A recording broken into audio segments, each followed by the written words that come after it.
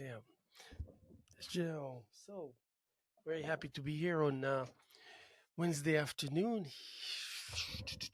September 27th, year 2023. And my name is Haim Mizrahi, continuing with the tradition of public access and the tradition of the Hello Hello show that's been on the air since 1980. Of course, not to fail to mention the contribution by Fraser Dougherty. God bless his soul, that passed away about a month ago. And at age 101. And there's a thing or two that I can say I learned from him. And there's a thing or two that our neighborhood and community learned about the man through his diligence and investment and the depth of his clarity of that concept called public access and being a part of it in a non wavering fashion, the way he was. And I'd like to think that I stumbled into his life, i.e., into the life of public access here at the east end of Long Island in 1986-87 when I first found myself at LTV in the old facilities on Springs Fireplace Road. Was just like running into a phenomena. That's like when I came into the building, then I just bumped into Fraser, literally bumped physically, and he turned and I saw this wonderful, kind face, and I mean, he had some tough expressions now and then, and but mostly very kind, very appealing, very succumbing, very friendly, very welcoming. And these were the early days, my early days, in the early years of me being introduced to East Hampton in 1983. So I was still infatuated and amazed by the fact that there's so many, there's just people that just say, come closer. What's on your mind? We would like to hear what's on your mind. And I always like that idea that people are showing um, care and real wanting to know what's on your mind. And that's what happened to me when I first attended the first poetry reading in Sag Harbor at Kanye's bookstore. And of course, Kanye became an ideal character and a wonderful contributor to our community, just as much as Fraser Dougherty when we speak of public access. And then my first introduction to Alan Plants and the thread that really carried the weight, the spiritual, intellectual thread of coherence through all these layers of being involved with public access and with things that are allowing you to exercise and improvise on the on the ability to speak your mind. So some can do it really in a creative way, and public access allows you to be a part of it and allows you to claim space and stage and run your number, so to speak, for lack of a better word. So bumping into Fraser Dougherty was just an incredible feeling in terms of, okay, I think I'm in good hands. I feel this feels really good, and I feel like I am in the right place without even knowing to the fullest extent of what it really means to be in the right place is. It's just one of those things that you know about something, and you don't have to think twice about. And then the development of the concept that was so young and mysterious in my eyes, in my ears, because those were the early years. I wasn't, even though where I came from, public access was existing. I just didn't know how, if at all, there was room to compare, because public access is public access. No matter how you look at it, you're granted a stage and an ability to expose yourself to the community, to the world, and and the rest is very individual to the character, to the individual. Fraser Dougherty had a way about him to make you understand through the process of continuing to give you an example hands on. So it's almost as if he is active in the sense of showing how this needs to be done while he's conversing with you through the extended and advanced stages of this concept. So that means he was operating from the depth of that concept while he was actually keeping busy at the beginning of that concept and with eyes, shooting light into the future, that where it will conclude itself and become a whole. But he was operating on about 85, 90 at all times, really. I don't even want to begin to tell you what it means to operate on 85, 90. But still, you could see that it didn't take a toll on him. Not as much as you would think, not as much as one would think. But for him, it was, I guess, a natural thing. So he hardly ever stopped to to reconfigure or reevaluate or evaluate to begin with the composition at hand. And I think he was together with it, so he didn't end up wasting time about things that he already knew about. So he didn't have to do his homework as often as, or sharpen his memory as far as what is the material that he already knows, how vibrant and effective and available it remains to be.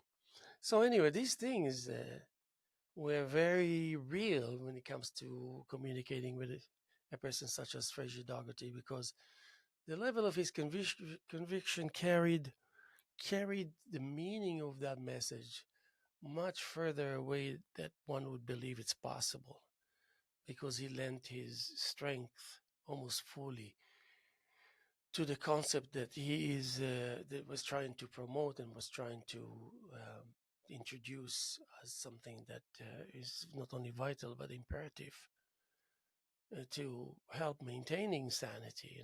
Sanity is all about kind of waking up the following morning and knowing that life would be pretty much as much, maybe an advanced version of yesterday, but still, nevertheless, it's going to be yesterday in the shape of today. So you would like to think that you go to sleep and suddenly yesterday is in the shape of today, which is a wonderful thing. In public access, or in any access that provides you with a stage to speak your mind, there's also a mechanism in place that needs to come to be initiated by the degree of your energy and the degree of your accumulation. When I say accumulation, I mean savings, emotional savings, spiritual savings, religious savings, and just kind of economical, business-like savings. Like when you go to work and you make $10 a day, and 1,000 days is $10,000 type of thing. But it's also the accumulation of all these imperative ingredients that one must have in order to be fair to himself or herself, and give yourself a chance to prevail. So sometimes we can help the situation and increase our chances that we can gain and find ourselves on a track that is kind of turbulence-less, more kind of fluent, gliding and glowing. I love this. I love this gliding and glowing, therefore glowing and gliding, and I like that. I like that very much, by the way. This is actually my coffee is staring at me, and yeah. Oh yeah. So 35.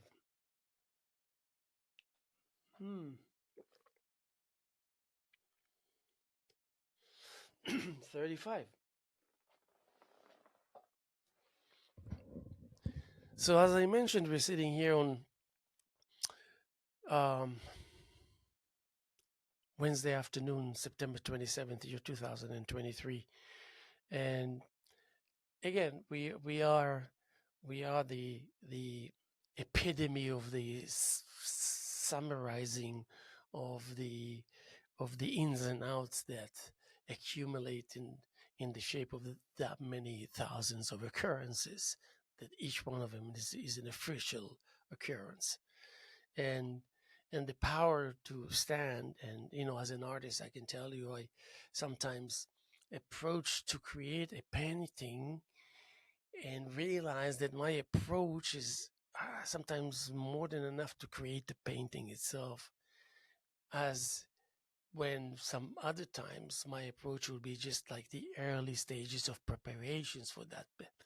So discovering things such as the immediacy of the appearance of the result, um, the sense of urgency, even without any danger looming above, just by way of appreciating efficiency. And you know, and I happen to be thinking about that when I approach a painting, and as I approach this approaching process, this approaching scenario is actually the process when a paint through which a painting is becoming beginning, middle, and end. So lately, in addition to that, I realize why I always valued quantity in the face of quality, and vice versa. That's because I always wanted uh, to prove myself right, um, assuming that I might be proven wrong. But for the most part, it's almost like a game that you already know the result, but still you feel like you have to go through the motions. And when I sit here in this room and it's coming to the station and thinking about the podcasting or filming or whatever, having a guest, talking to myself, being monologue, whatever it is, thinking, reflecting, interacting, communicating. And so it is the um, this scenario that knows how to take care of itself. There's a lot of things we don't need, even though at the early stages we thought we are needed everywhere all the time. Just depends how often and how much, and which is kind of an okay thing to say, but it's also ridiculous because we want to be free of anticipation, expectations. Even though if you have the credentials, you can afford to contemplate, to kind of give yourself more choices than you would know what to do with it. And even if you were to know, you would really come to the realization that you don't want to be a part of so um, many participants, whether it's human beings or whether it's just particles circling your immediate vicinity in the center of your creating zone. The temperature changes, the sounds coming in and out, the vision fading and clearing and clarifying and distancing, and all the moving parts that might end up anywhere and everywhere. And and looking at that from like a drone view, so you go up suddenly, now I see the little kids. I see, even with my kids, I don't allow drones and any of such, but uh, they are, the 10-year-old, he never had a drone, but he would know about a drone in a way that is just like, and suddenly you put it just where you want to put it. You can take pictures, you can make it move. Nobody knows. Just the whole fluency and the efficiency that leads to fluency. When you think about life in general, that includes the breath we take and includes the action of hands and the desire to be creative, and the willingness to cope with desires, because that's really the epitome of having any chance to survive in this world, with ending up with some level of satisfaction and feeling okay about yourself when it's time to say goodbye and go wherever. We don't know where we go, but we're going somewhere. So you would assume that that was to be expected from you. If you ask, what is our role? Why were we born? What is public access? What is not having public access? Why is it bad not having? Why is it good having public access? And about that's what, and in the same token, you can say that about take everything and say about it. You know, to think this way, what's good about it? What's bad about it? Why is it good? Why is it bad? Why should I do less? Why should I do more? Why shouldn't I do more? Why shouldn't I do less? And it's like, okay, and then, but you need to know that actually you're getting into this reality because you know that there's some energy of you that's being released will always make sure that the vessel itself, when it's ready for completion, so to speak, because it's in motion all the time, will obey or succumb to not to our orders, but to our needs. And our needs become an order given, but more like through nature or something like that. Like nature is a third entity, and nature will vouch for us by saying, "Hey, take care of these. They're spatial. They got all it takes. They got all they need, and then some. Check them out." So, yeah, well, I even when I'm alone in the studio, I'm always hoping that something will just show itself and aid me and help me and, and help me make things easier because things are tough in the sense of saying, I'm going to find myself in this scenario in front of the canvas and let's see what happens. And then I realized that I should say, let's see what happens while it happens when it's already happened. Meaning, you're talking about being live in the replay, not in the actual real time. I thought about it, earlier. I forgot in relationship to what. It was like something that was weird. And if it's already that which is weird, behaving weird, and it's normal for the one who's weird behaving weird and presenting something weird. And so the crown title above all this trio is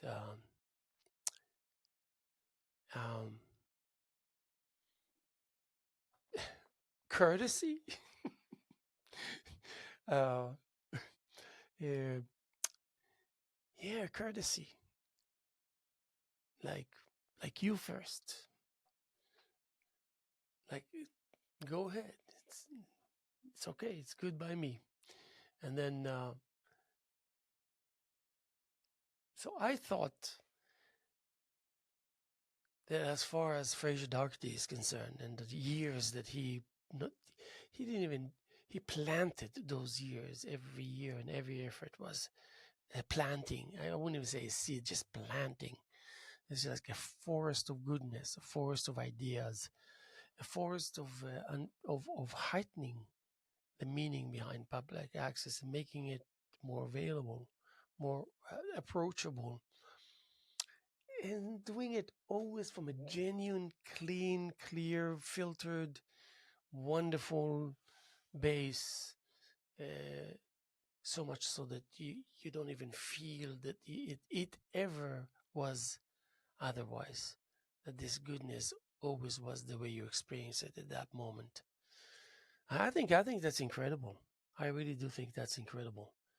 And I think that even if we have no access to it, whatever it is that you want to say, that just we can just knowing that it's there, whether we have an ability to, and maybe it's helping us by leaving us with no choice but to do the right thing, so to speak. And there will come a moment where no matter what it is and how you felt, and later on, sooner than you think, you realize, psh, the right move. It was the right move.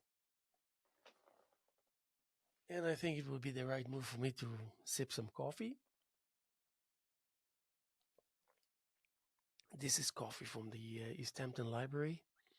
You won't believe it. They have a Starbucks machine there.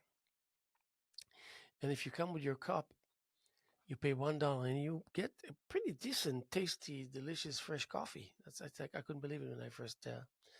And if you don't have a cup, you pay $2, but they won't give you a top for the glass. So remember, so it's $2 if you don't bring your own cup, and $1, and you get really fresh, tasty, surprisingly, Starbucks coffee at the East Hampton Library. So that's where I stopped before I came here to get my coffee.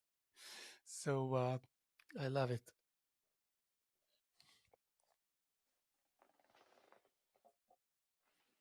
So just wanted to mention that we're getting ready to erect the next group archer here at LTV, starting the first day of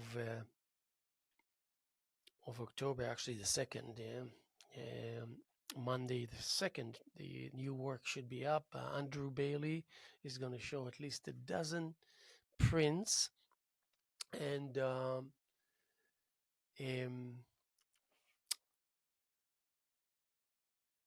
and then what? I can't believe that I need to look up the. Oh yeah. No. So yeah, Dorothy Koppelman. Also, we met not too long ago. Even though Dorothy knows of me and my work and my exhibitions, and she was very intrigued. She made me feel really good about myself. But I really want you to know that she's going to show some half a dozen beautiful paintings. Really, I think they're beautiful. I'm sure you'll enjoy them too. And as I said, Andrew Bailey, Dorothy Koppelman. I'm going to show a very modest combination of things that I'm just kind of giving light to, and I am, and I'm blanking big time because yeah, there will be one more artist to be announced. I know who it is, but I'm not going to say it just in case. And so that's going to take place before you know it. Next Monday, it's going to be on display through the month of October. We're going to have the opening reception in October 14th, year 2023. That's a Saturday from, if I'm not mistaken, from 4:30 to 7 or something like that. And that's 75 Industrial Road in Wainscott, New York. And it's literally parallel to the runway of East Hampton Airport. Would love to see you. It would be wonderful. And as I said, it's going to be on view throughout the month of October here at LTV. And LTV is open Monday through Friday, 9 to 5. And of course, you're all welcome to attend and whatnot. So I wanted to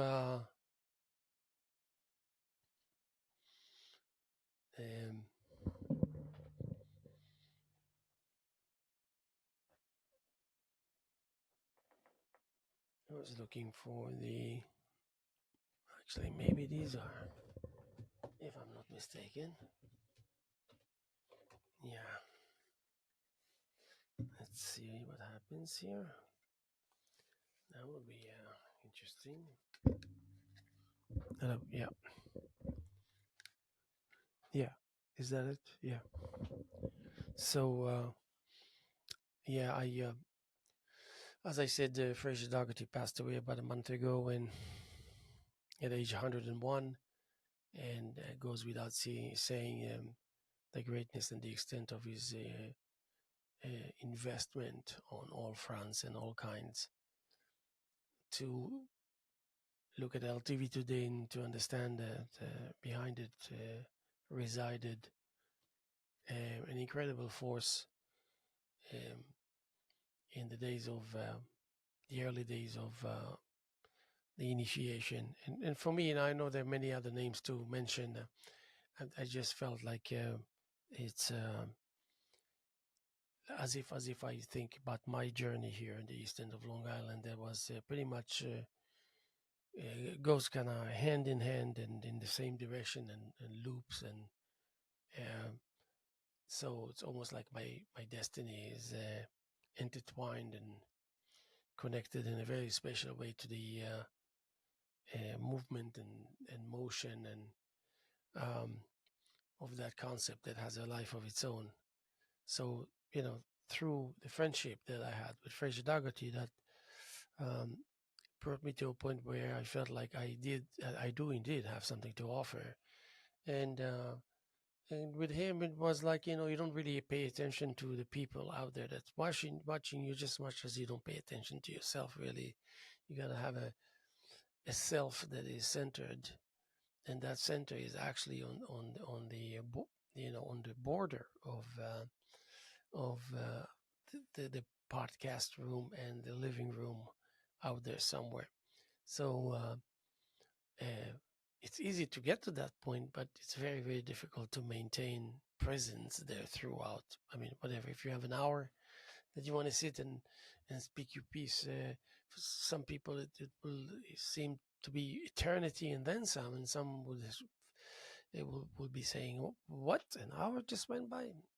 So, but both approaches and both ways are one and the same, and because at the end of the day, if you come with this energy and saying, "Okay, I want to be able to give, I want to give, I want to volunteer, but I don't want to be stupid. I don't want to just come on offer myself." Because I have this desire to contribute, but also be smart in the process. So being a part of public access, I feel like this probably would be the most rewarding reality that it will unfold itself that I want to be a part of. That probably I was already a part of while I was thinking whether I should be a part of it. It's interesting that I was already a part of it. I knew it, but I didn't know it. But it was good for me to think like as if I don't know it because it shall increase the level of creativity. I won't say creativity, just like that kind of constant desire to feel like you have to contribute and add something every day. That's a good feeling also in itself. I I've been writing poetry most of my life, and lately I was just kind of commanding myself to. I'm just completing a project of 100 poems um, that combines within it the frenzy and the deep calm and the acceleration of speed with sound, the music behind the roughness of the seas, and the metaphors that are um, moody most of the most of their lives, and our uh, the outcome of that. Accepting that being adamant is a positive thing and helpful and a way to use to get the most out of the day and not to feel too judgmental if it was too little or too much, if it was too tall or too low, if it was too full or too empty. So I I guess it was the placement of some vision that you always on your way to accomplish, to conquer, to achieve, to arrive to. Um, and it's interesting how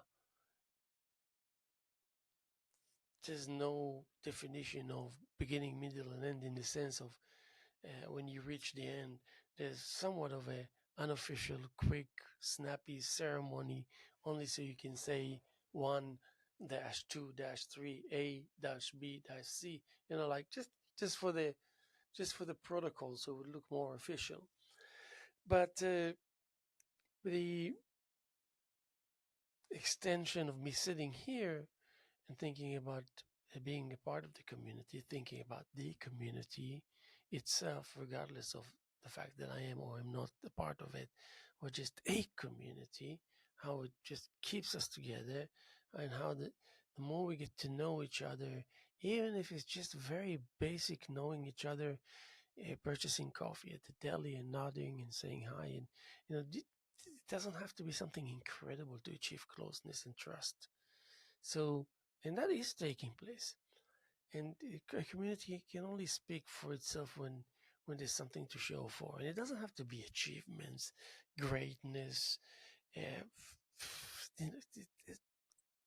Basic and down to earth will suffice. Um, it's just that we want to ask, well, is he, is she, are they gonna show up tomorrow? Are they gonna show up tomorrow? I grew up with people, God bless his soul, my friend Raphael Ben Aaron, may God bless his soul. What a wonderful entity. There was no day of his life in first early, and he lived to be 60, 61 or something, um, but they were years from age 15 to age 22, 7 years of a boy in Jerusalem that plays the drums and makes him, he gets himself familiar with all the greatest figures of jazz in Europe and in the United States, acquiring all their recordings, all the records, all the playing the drums, an average of 7 hours a day, sometimes 10, 9, 11, taking it 24-hour recording sessions, 24-hour non-stop recording sessions. Art Blakey, no, sorry, it wasn't Art Blakey, it was Billy Hart, the drummer. He came with Stan Getz. Late 70s,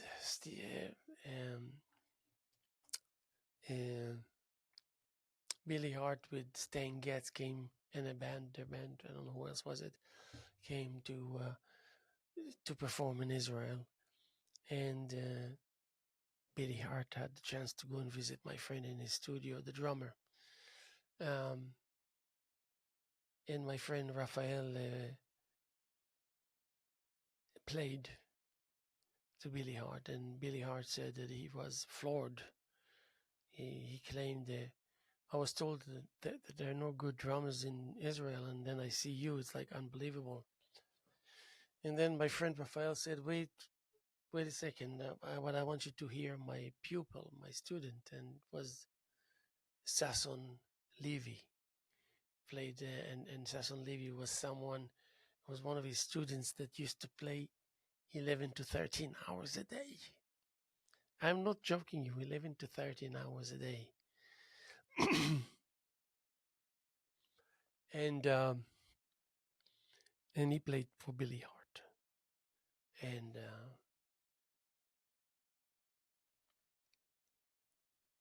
the level of sensitivity and the essence of the values that they stand for, these individuals, for the most part, these kind of individuals don't even know that they store all this magic. It just comes pouring out of them.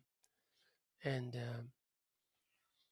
and the concerts, when you ask about what do they have to show for, and there were concepts. I don't know if any of you ever visited Jerusalem, but we used to walk from the center of the city of Jerusalem. We used to walk at night to Mount Scopus, which houses the Hebrew University in Jerusalem. And there were shelters there that which transformed to be like music clubs, in days of peace. So this was Shelter 15. And when Raphael used to play there Friday nights, my friend and I, his pupil Sasson Levy and myself, we would buy him a present because he was he was our teacher. Like, let's say, drumsticks or um, and a kind of music book, and we would walk for 2 hours, 2.5 hours. I think it was about maybe 6, 7 miles to get there, and building up excitement. And we saw him a few times, and and this is someone that we know. He's a friend, but he was operating on a level that was so ahead of our understanding, of our ability to comprehend even that depth. But what I think happened, just like many things happen to me now, especially when I go to talk about the Fraser Docker, many things that happened with him, to me with him, I never thought that it carries any value with it. It's not everything that he said was great and every move that he made was great. We're talking about the fact that sometimes we just don't know how it's going to benefit us and how good it really is. Uh, and that's really happens with certain people. But they know about the value of giving to you, or giving, period. They know about it.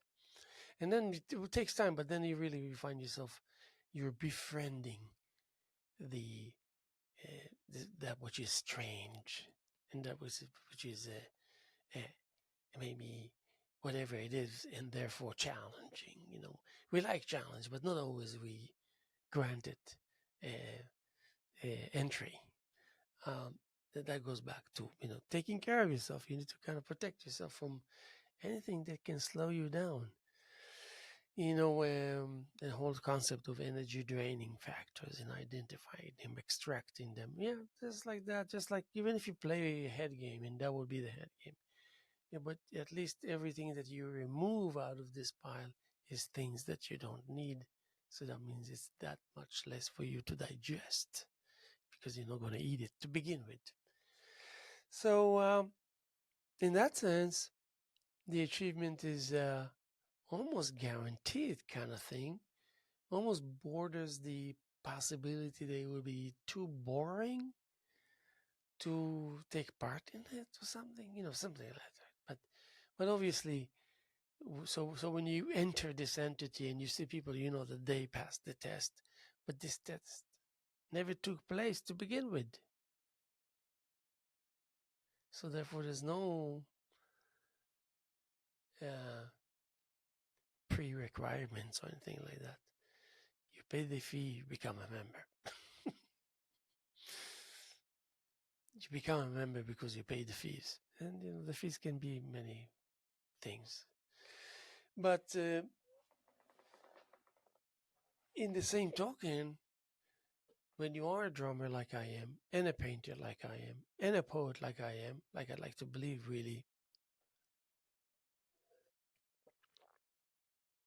and and it really come together nicely, and it really makes you happy, because whatever it is that's taking place takes place nicely, and suddenly you focus on the fact that you're actually experiencing something nice. And then suddenly you realize that actually experiencing just like that something nice is actually very nice. Very nice. And then you realize that that which is nice, that causing you to feel that it's very nice, is actually leading you into this feeling of, wow, it feels great.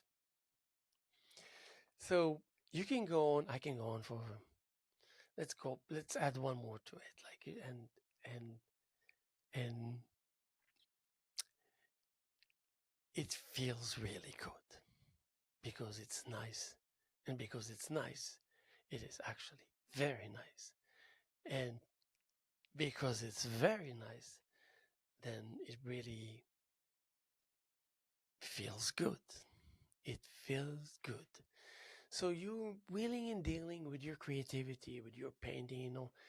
The last 2 weeks when I was painting, I was just like really letting the heaviness and the opposite from life, letting life enter the sacred zone of action painting. so to speak.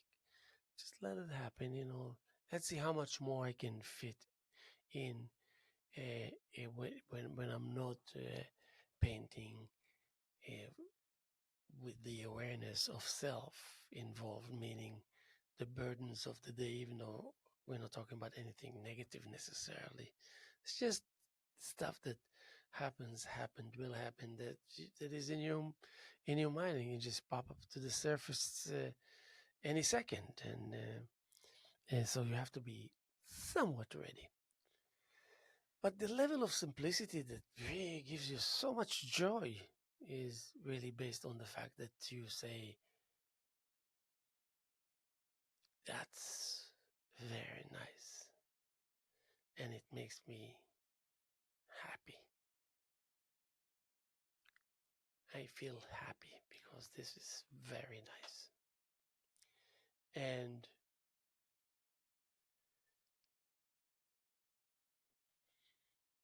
no restrictions when it comes to interpretations that will elevate this realization on and on and on, over and over and over.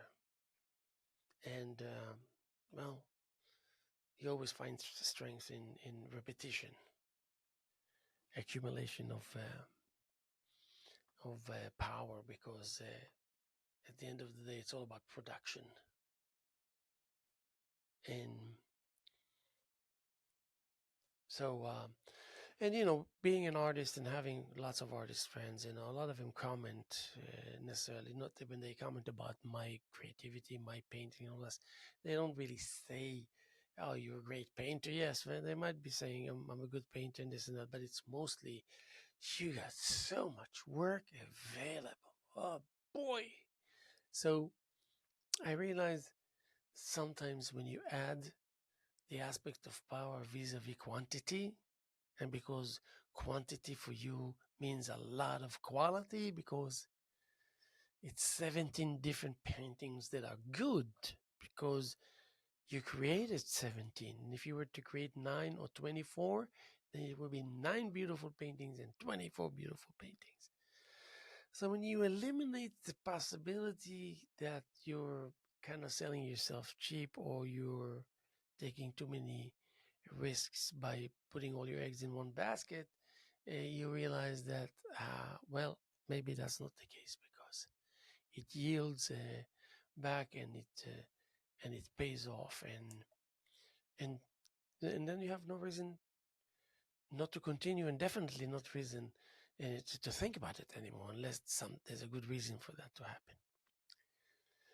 So uh, all I have left to do really is to position myself accordingly, in the sense of, well, okay, I'm here for the long run. Okay. And then I'm just going to let my senses rule, take over, because I know that I project enough power not to be messed by other, whatever you want to call them. They won't entertain any ideas to go into the ring with me, because in these scenarios, everybody is a loser. And oh yeah, but if you say everybody is a loser, you might as well say as if everybody is a winner, and it would be just as true. So I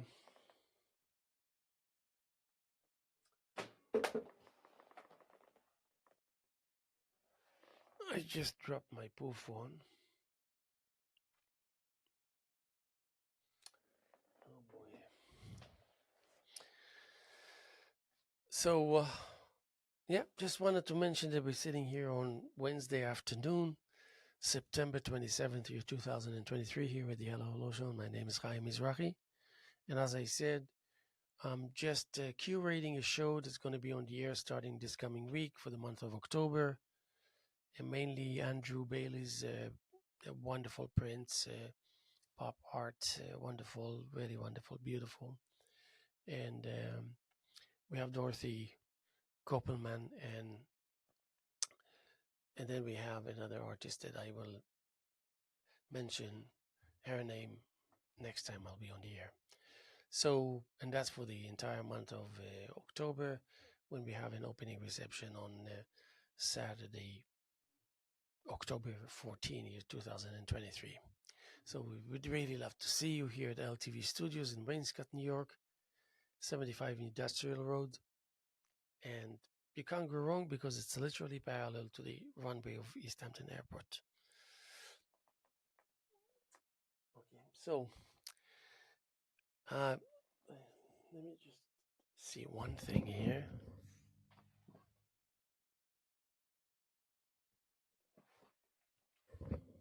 Okay, that's great. That's good. So,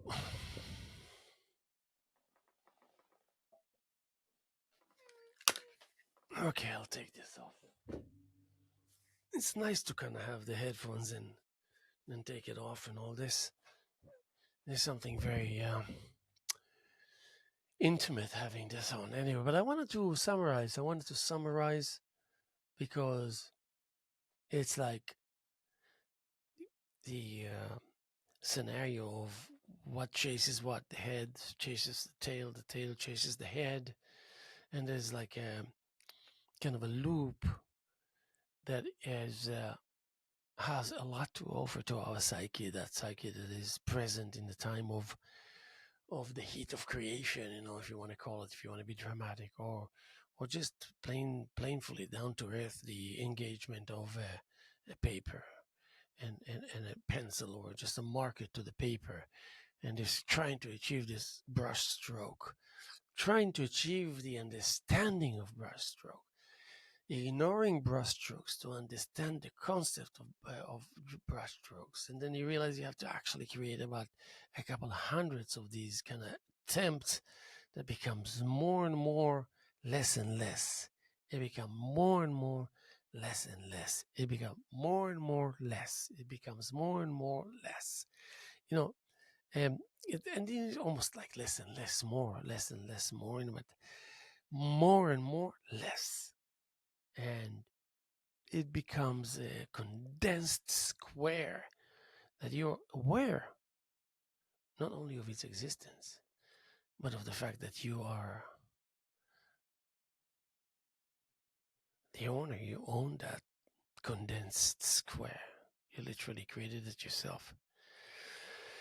And then you realize that actually it has a capacity of, forget about tetrabytes or whatever, let's just say 780 gigabytes. I think that would be okay. And suddenly you realize the power of it. And the music, it goes. I have an iPod, an Apple iPod. And it's pretty old, but it was the best at the time, and it's pretty new. But I have it running now for 2 years. Maybe I don't know if it's that long, but this iPod has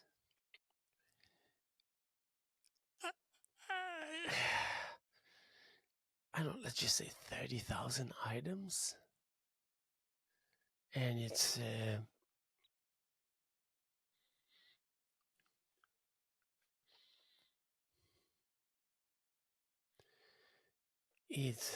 the fill in the blank scenario, that it is borrowed to a reality that is needing to fill the blanks. And there's something very magical about having what it takes to plane the field, to fill the planes, and to balance the playing fields, to straighten the playing fields, to creating that straight surface. It doesn't have to be sickly straight, just straight. You can go a little up, a little down, that's still straight.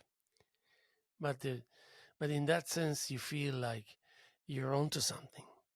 And before you know it, you realize that you're actually onto some things.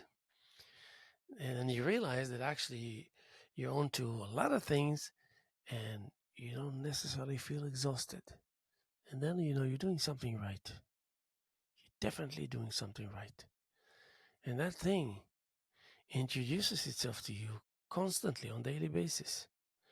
Sometimes it will have more time than than not to share and to hang and to uh, offer advice or in goodness and friendship. And then you did something right for that to happen, for that to take place. The reassuring sounds, that otherwise you would think that you've been hearing noises, voices, and but when you're in the realm of creativity, there's no such thing. I hear voices. There's such a thing to say. I hear music in the shape of voices. These voices are the orchestra of music. And then you realize that you're in the studio and you're alone, and you know that this is not in your head. This is coming out of the canvas. This is not coming out of the canvas. This is residing within the canvas. This is not residing within the canvas. This is the canvas itself. So, you know what? I don't know many people that are in their studios and playing the dramatic role. No one is there, you yourself and you play the dramatic role. And you find it to be important. That's putting it plainly and mildly.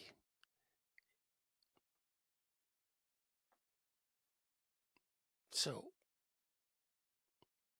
you becoming more and more aware what it really means and feels to feel good, and what it really means to enjoy something nice. You will not have to find any sophisticated way to interpret it and reinterpret it. It's just nice, and it spells goodness and feels good. It's nice. It makes you feel good because it's nice. And now you're going to be feeling good because you're feeling good.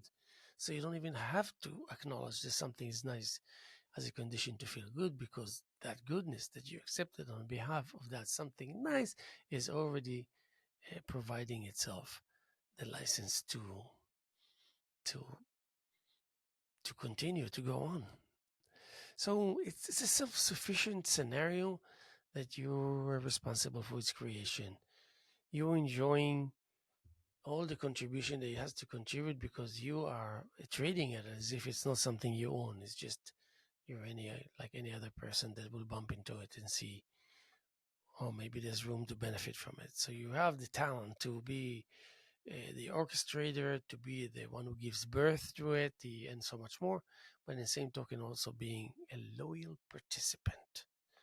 And that really is what I wanted to ask you to do whenever you get the chance, and to be loyal participants.